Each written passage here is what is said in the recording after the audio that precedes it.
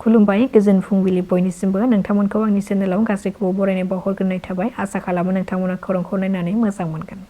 हादोरनि गाहाय मन्त्रि नरेन्द्र मदिआ दिनै 2 बाजियाव क'क्राझाराव सफैगोन। क'क्राझारनि ग्रीनफिल्डआव दिनै क'क्राझारनिफ्राय भुटान गेलेमफु थांनाय गोदानै रेल लामा लुफुंनो थाखाय अन्थाइ खाम्फा बेखेवगोन गाहाय मन्त्रि नरेन्द्र मदिआ। दिनै बे गेदेर सुबुं गोमायाव दाब दाब ओनसोलनिफ्राय खमैबो 2 लाखसो सुबुङा थुबुर जागोन। खौरां मोननाय बादिब्ला गाहाय मन्त्रि नरेन्द्र मदिआ बे अन्थाइ खाम्फा बेखेवनाय हाबाफारियाव बाहागो लानानै बासबारियाव पिअ'सनि 256 कौटि रांनि अन्थाइ खाम्फा गायसनगोन आरो लामा फोनांजाब मावबिथांखिनि गंब्रै फ्लाइअभार आरो गंनै दालां लुनो थाखाय 1101 कौटिनि अन्थाइ खाम्फा बेखेवगोन। बेनि अनगायैबो गंथाम गोदान रेलगारिनि सिबिथायखौ बेखेवनायजों लोगोसे रेलवे बिफाननि माखासे गोदान बिथांखिफोरखौबो बेखेवनाय जागोन। सुलुंनिफ्राय मिथिनो हानाय बादिब्ला गाहाय मन्त्रि नरेन्द्र मदिआ दिनै क'क्राझाराव अन्थाइ खाम्फा गायसनखांनायनि उनाव गुवाहाटीसिम रावना होगोन आरो मोनसे हाबाफारिनि गेजेरजों साहा बागिचा मावथिफोरनो हानि फोरमानलाइखौ गथायगोन। थांनाय 10 मार्चआव आसामनि गिबि मन्त्रि डक्टर हिमन्त बिश्व शर्माया अरुणोदय 3.0 बिथांखिखौ बेखेवनानै आइजोफोरनो 9,000 रां होनाय होयिखौ लानानै आइजोफोरनि गेजेराव गोबां बेले-बेजे थासारि नुजानायखौ नुनो मोननाय जादों। बे अरुणोदय 3.0 बिथांखिनि रांखौ गोजाम अरुणोदयनि रां मोनबाय थाखानाय आइजोफोरनि मुंखौ दाननानै गोदानै मुं दिखांना हरनायनि गोख्रों अजद दैखांदों आइजोफ्रा। बेखौ लानानैनो बे जाथायनि सायाव क'क्राझार देबोरगावनि बिसमुरि डिसि अफिसाव थांनानै गोबां गुबुन गुबुन हारिनि आइजोफ्रा जयै खुद्रिसारदों।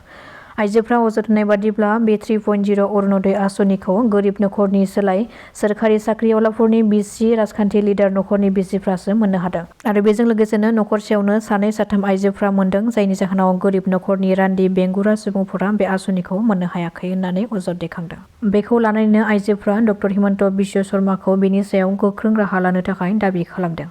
बिधानसभा बिसायख'थिया खुंजानायनि सिगांनो रायजोआव गोबां लाख लाख रां बोखांनो हादों। मिथिनो हानाय बादिब्ला नगावनि सामगुरियाव गंसे AA02R8641 नम्बरनि स्कुटारनिफ्राय 1-2 लाख नङा नोगोद 27,17,000 रांखौ सिग्रोमनानै बोखांनो हादों पुलिसआ। पुलिसआ नोगोद लाख लाख रांखौ बोखांनो मोननायनि उनाव बेनि सायाव संदाननायखौ जागायो। एबसुनि आफादगिरि दिपेन बर'आ दिनै एबसुनि आफादगिरिनि बिबाननिफ्राय आजिरा लासिगोन। बिथांनि बिबान एंगारनायखौ मान होनानै दिनै बेलासिनि 1 रिंगासो समाव उदालगुरि टाउनाव मोनसे गेदेर बिदाय रेलि हाबाफारि बानजायगोन।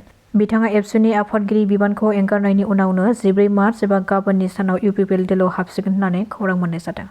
जम्मु काश्मीरनि बारग' गिबि मन्त्रि डक्टर फारुक आब्दुल्लाखौ सिलाइजों गाग्लोबनो नाजानायनि अजद। मिथिनो हानाय बादिब्ला बारग' गिबि मन्त्रि डक्टर फारुक आब्दुल्लाया सासे राजखान्थिनि दैदेनगिरिनि नखराव हाबा जानो थाखाय थांनाय समावनो सासे सुबुङा हरखाब आब्दुल्लानि साखाथियाव फैनानै आब्दुल्लाखौ थांखिनानै गुलि गावहरदोंमोन नाथाय बारग' गिबि मन्त्रिया बे जाथायनिफ्राय खुनुरोखोम खारनानै गुलिया एरायनानै गुबुन जायगायाव गोग्लैहैयो। जाथाय जानाय लोगो लोगोनो हाबासालियाव मोनसे गिखांनाय आरो दुंहाव थासारिया सोमजियो। बे गुलि गावनाय जाथाया सीसीटीवी फुटेजाव रोखायै सेबखांजादों आरो बेनि उनाव दायनिगिरिखौ हमनानै पुलिसनो गथायनानै होयो। बे जाथायनि दायनिगिरिखौ कमल सिंह जामवाल 60 बोसोर बैसोनि होननानै सिनायथिनो हादों। सिडली समस्तिनि फैगौ बिसायख'थियाव बाहागो लानो थाखाय जों गोख्रों मोनसे बिसायख'थि फोसावदिं आफाद जोङो दाबाय आरो बेवहाय सुनिराम बसुमतारी बिथांखौ जोङो आफादगिरि हिसाबै जोङो दिनै दाबाय। बाखि कमिटियाव गोबां मानसि दङ आरो बिराद गोख्रों कमिटि जोङो दाबाय आरो गोख्रोङैनो जों मावगोन आरो जों मोनसे आसाबादि बयबो जों बुंबाय जों बयबो आसाबादि जे फैगौ बिसायख'थियाव जों देरहासार जागोन। सिडली समस्तिया जितु इउपिपिएलनिखा निर्मल कुमार ब्रह्म बिथाङा इउपिपिएलनिखामोन एबार खिन्थु जोङो आरो इउपिपिएलनि आखायावनो जों लाखिफिनगोन आरो बेनि गोहोआ इउपिपिएलनाव दङ। जों बिराद गोख्रोङै दिनै खामानि मावगासिनो दङ आरो देरहासार जोङो जागोन। दासिमबो जों खोनादों जे बिजेपिनि दैदेनगिरिफ्रा बुंबाय थादों जे बिटिसिआव बिथांमोना बिपिएफ आरो बिजेपि लोगो नांनानै बिथांमोना गेलेगोन होननानै। दा इउपिपिएलनि बेवहाय नाम फैयाखै। बे बाथ्राखौ जोङो जोंनि पार्टियाव दिनैसिमबो जोङो बिथांमोननिफ्राय जोङो अफिसियेलि जों मिथियाखै आरो जोंनिफ्राय जों बेखौनो बुंनाय जादों जे जेब्ला जों क्लियार जागोन जे जोङो इन्डियायाव गैला होननानै जोंहा अल्टारनेटिभ मेरला लामा दङ आरो बे बाथ्राखौ लानानै जों गोनो गोथोबो नङा। इउपिपिएलआ हारसिङै गेलेहानाय जोंहा गोहो दंखायो।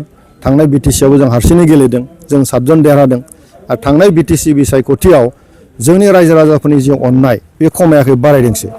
जोङो गासै 6 लाख भट मोनदों। 6 लाख भट मोनखांनायनि उनावहाय जोङो बबेबा एफा एनै भटआव जोङो जेनदों आरो जेननायनि खारना गोबां दङ बेवहाय आरो बेखौ जोङो नुदों मा थांनाय बिटिसि बिसायख'थियाव बिपिएफ हिसाबै आं राउन्ड फिगाराव होनदों बिथांमोना 8 लाख मोनदों एसे बारा आरो जों 6 लाख मोनदों एसे बारा।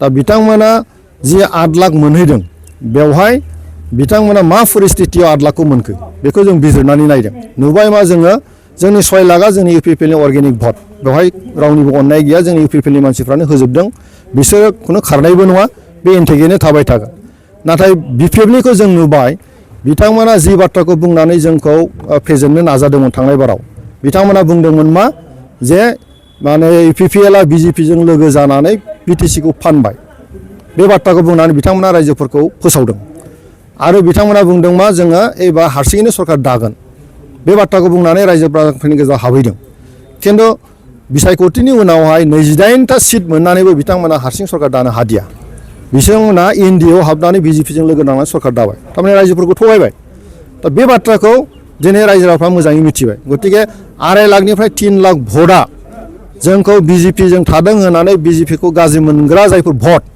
बे भटआ 2.5 लाख भटआ 3 लाखसो भटआ बिपिएफनाव थांदोंमोन नाथाय दिनैहाय बिथांमोना थगायनायनि थाखाय बे 2.5 लाख 3 लाख भटआ बिथांमोननिफ्राय गुगानानै दस्रायाव खारगोन बे दस्रायाव खारनाय 2.5 लाख 3 लाख भटआ जोंनि बिपिएलआव फैयाबाबो जोंहा बेवहाय आफसोस गैया